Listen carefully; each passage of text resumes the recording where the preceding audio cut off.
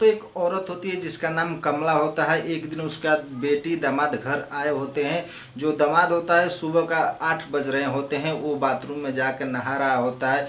फिर जो उसकी सास होती है कमला, वो जाती है और बाथरूम का दरवाज़ा जैसे ही खोलती है तो देखती है कि पूरी नग्न अवस्था में जो उसका दामाद है नहा रहा होता है। जो उसका प्राइवेट पार्ट देखती है तो देख के वो दंग रह जाती है। फिर वहाँ से बाथरूम का दरवाज़ा धीरे से बंद करती है और अपने कमरे में आके बेड पर बैठ जाती है और सोचने लगती है कि एक बार हमें ये चीज़ मिल जाए तो मज़ा आ जाएगा।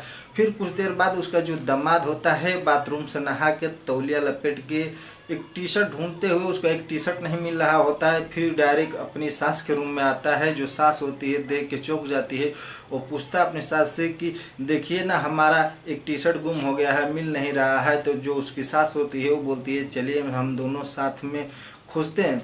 फिर जो सास दामाद अपने रूम से निकलते हैं और उसकी जो छोटी बेटी है उसके रूम में जाते हैं। वहाँ दोनों ढूंढने लगते हैं।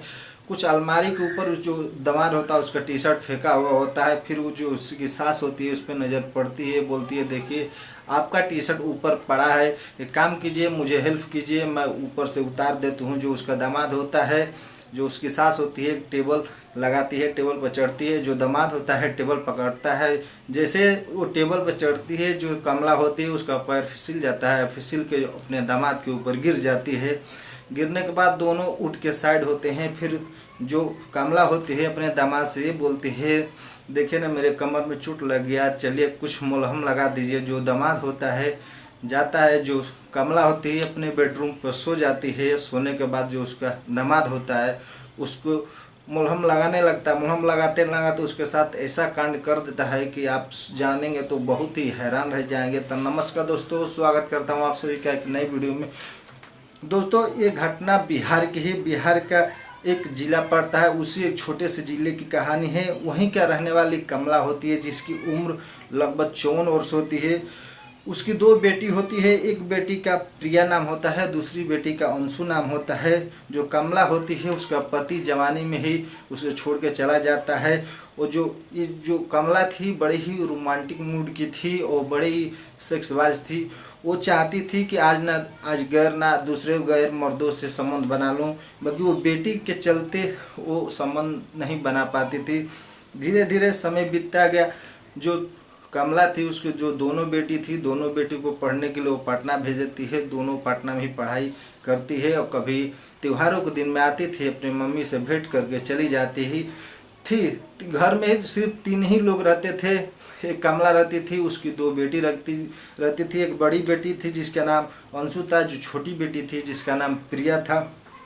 धीरे धीरे कुछ दिन बीतते हैं। फिर जो कमला होती है उस जो प्रिया की शादी का विचार मन में आने लगता है। जैसे ही जो प्रिया अंशु होती है दोनों की पढ़ाई कंप्लीट हो जाती है, वो पटना से पढ़ाई कंप्लीट करके वो घर आ जाती है। घर आती है तो आसपास के पड़ोस जो लोग होते हैं बोलते हैं कि कमला एक काम करो, तुम्हारा पति तो गुजर ही गए, बहुत दिन हो गए, काम करो जो अपनी बेटी अंशु है उसकी हाथ सगाई कर दो, उसकी शादी कर दो। फिर उसके कुछ नज़दीकी हितनाथ होते हैं, उनसे तालमेल बढ़ती है, उनसे बोलती है कि मेरी बेटी अंशु की शादी करना है, कोई लड़का अच्छा बताए। फिर उसके ही कुछ रिश्तेदार होते हैं, एक लड़का ढूंढते हैं जिसका नाम राजू होता है। राजू बहुत ही बड़े पैसा वाला होता है, वो एक पेशे से इंजीनियर होता है। फिर जो कमला होती है राजू को देखने जाती है, राजू उसे बहुत पसंद आ जाता है। फिर दोनों के घर वाले मिलते जुलते हैं और दोनों देखौटी करते हैं, देख बेच के अपना कंप्लीट करते हैं। फिर अंशु और राजू की शादी हो जाती है। शादी के कुछ दिन बाद जो राजू होता है एक इंजीनियर होता है, वो अंशु को लेकर एक बड़े शहर में कहीं रहता था। फिर कुछ दिन धीरे धीरे 6 महीने जैसे बीतते हैं। एक दिन कमला बहुत बीमार होती है।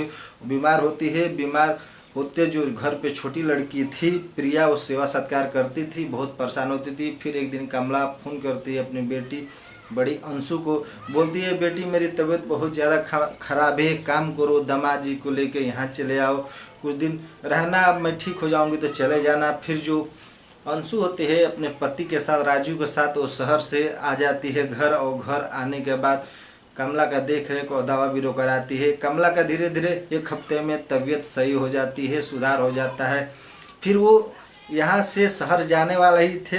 एक दिन की बात है दोस्तों, सुबह सुबह जो राजू जो दामाद होता है वो नहा रहा होता है बाथरूम में। जो कमला होती है दरवाज़ा खोलती है, दरवाज़ा जैसे खोलती है जो देखती है वो देख के दंग रह जाती है। फिर कुछ देर बाद उसका जो दामाद होता है नहा के बाथरूम से निकलता है और टी शर्ट उसका एक नहीं मिल रहा होता है। फिर डायरेक्ट अपनी सास के रूम में जाता है और सास के पूछता है कि अम्मा देखिए मेरा एक टी शर्ट नहीं मिल रहा है, चलिए ना मुझे ढूंढ दीजिए।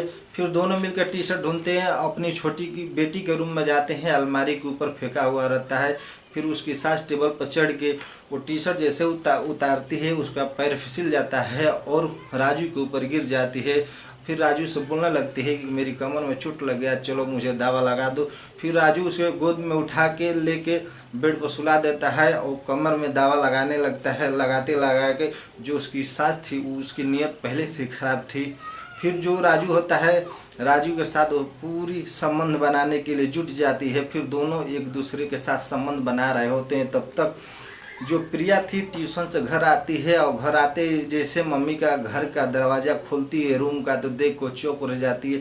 फिर आती है अपनी मम्मी के पास, उल्टा सीधा बोलती है। उल्टा सीधा बोलने के बाद एक चटकन जो एक चावल होता है उसको अपने जीजा के मुंह पर खींच देती है। खींचने के बाद वो अपने डायरी के रूम में चली जाती है। कुछ देर बाद जो उसका जीजा होता है वो जाता है उसके रूम में, जो प्रिया होती है उसके रूम में जाता है, उसको बुरा भला कहता है, कह के चला जाता है। फिर जो उसकी बड़ी बहन होती है बाजार गई होती है, आती है, उसको सारी बात प्रिया बता देती है। जो अंशु होती है अपनी माँ को उल्टा सीधा बोलती है और अपने पति को डांट फटकार लगाती है। डांट फटकार लगाने के बाद कुछ लोग पड़ोस के होते हैं जान जाते हैं, वो पुलिस को मौके बुला लेते हैं। पुलिस आती है, जो राजू होता है उसे पकड़ कर लेके थाने चले जाती है। थाने चली जाती है तो शाम का वक्त होता है। वो तीनों अंशु, प्रिया और कमला होती हैं, तीनों पुलिस थाने जाते हैं और वहाँ के जो थानेदार होते हैं उनसे ये गुहार लगाते हैं कि ये मेरा घर का निजी मामला है, आप मुझे मेरे दामाद को छोड़ दीजिए, ये मेरे पति है। अंशु ऐसे बोलती है, जो प्रिया होती है वो बोलती है मेरे जीजा है, ये हम लोग का निजी मामला है, छोड़ दीजिए। जो वहाँ के थानेदार साहब होते हैं ये बोलते हैं ये आपका निजी मामला नहीं, ये गैर कानूनी मामला है, समाज को आप गंदा कर रहे हैं। दोस्तों